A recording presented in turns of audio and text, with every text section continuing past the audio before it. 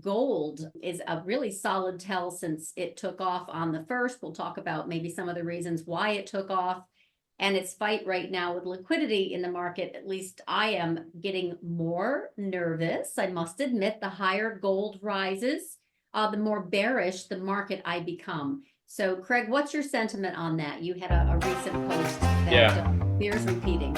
This short clip is presented by Edge. Edge is our pro-to-pro advisory service, which is all about the macro with a focus on one-to-one engagement with the hedge fund manager, Craig Shapiro, economics advisor, Jeffrey Fouvry, and direct access to LaDuc Trading founder, Samantha LaDuc. For more information about Edge, visit www.laductrading.com/edge. Yeah, so look, I mean, it's no secret that I've been bullish on gold for quite some time, as gold provides, a variety of different hedges against, monetary policy and fiscal policy idiocy, and, the end of dollar hegemony and the shift of the global neutral reserve asset from U.S. Treasuries to gold over time, given what the Treasury has done to expropriate reserves from Russia, from Iran, and from other enemy states. So, we've been bullish on gold for quite some time. And there's been a very notable divergence of the gold price with real rates, right? I mean, historically, the correlation between gold and real rates is tracked pretty well. And that relationship really has broken down since that early 2022 Russia attack on Ukraine, which kind of suggests something suggested then that something was different, and that relationship is further breaking down, here to start the year. And I think, look, I mean, it has a lot to do with U.S. fiscal deficits never being addressed, never likely to be addressed. There's no appetite in DC for tax hikes or for spending cuts. And so the only way to bring the deficit in line would be through lower interest expense, which is a Fed cut in cycle, which we've talked about as, the primary reason, I believe, why Powell has been so dovish, is because the U.S. is in this fiscal dominance regime. And, even though they won't say the quiet parts out loud, this is the reality. And so gold has sniffed that out. Gold's also sniffed out the increase in Chinese buying commodities and RMB and settling excess reserves in gold. And, I did a whole webinar podcast earlier this week with the Bitcoin layer, which everyone has seen. If not, you should definitely check it out. But, really going into the details there about, what's going on with this multilateral currency regime. And so I think, look, you had a very hot CPI print this week, certainly hotter than expected, makes the third in a row of hotter than expected inflation prints. Which caused a hotter than expected dollar spike and a much bigger move in the 10-year yield. Yeah. So look, I think that the Fed has to acknowledge that inflation is running hotter than expected, and we need to bring in the idea that rate hikes are a potential. And we can talk more about that and what I think is going on. But with respect to gold, look, gold is reacting to this idea that the Fed is not going to bring inflation back down to 2%.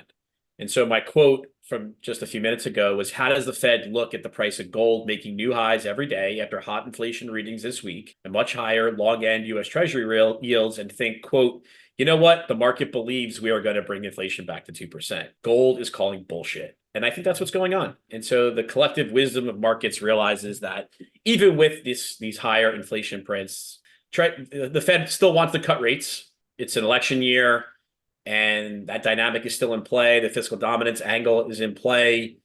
And until Fed members start to talk about rate hikes, I don't believe this is going to stop. I think gold and, to a lesser or different degree, Bitcoin and even stocks are going to keep moving until we bring in a two-sided risk regime in the rates market. It cannot be the case that the Fed is asymmetric in its view about monetary policy, which it is right now, which is the bar to hike is very high and the bar to cut is lower than the bar to hike.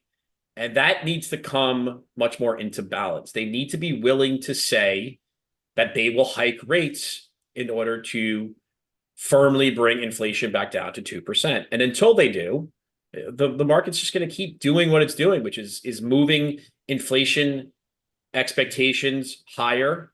It will be taking inflation up as wealth effect and easing financial conditions and higher stock prices kind of lead to more spending and in a better economy.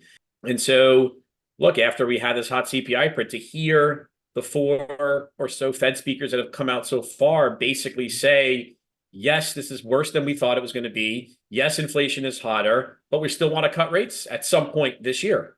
They keep saying it. Even the hawks, even Barkin, a hawk, Bostic, a hawk. They are all saying the same thing.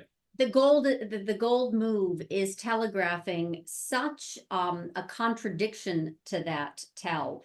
And the fact that Yellen goes to China, not her undersecretary, which happened, in the past, but herself, and the Prime Minister of Japan is on the doorstep of a Biden White House, a meet and greet for CPI release. It's like they're losing the plot a little bit. The market really sold off solidly in bonds. It was an extraordinarily strong move in the 10-year. It even surprised me. Then I went back this morning after I closed the trading room and I really dug into what is going on from a technical intermarket standpoint. I know the macro that you and Jeffrey have elucidated it in great details and with really, really good conviction, and it's been right. But I'm actually very worried now that yields and this gold they're not going to reverse until we get that, yes, we're done spending, or yes, we're going to hike, and we're not going to get that.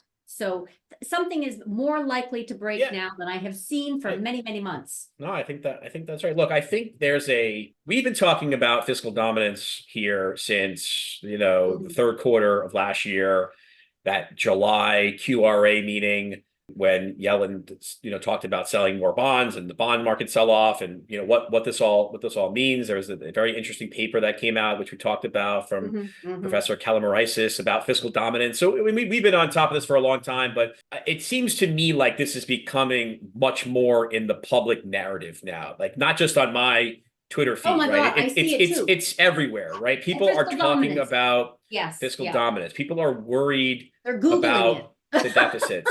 People are also, and I've been writing about this because personally, I'm exhausted of being gaslit by the administration and the Fed, telling us that there is no inflation and inflation's coming back down and you should be happy. I mean, it's people are like, this is bullshit. Excuse my French. The full episode is available to Edge paid members. For more information, visit LaDucTrading.com/edge.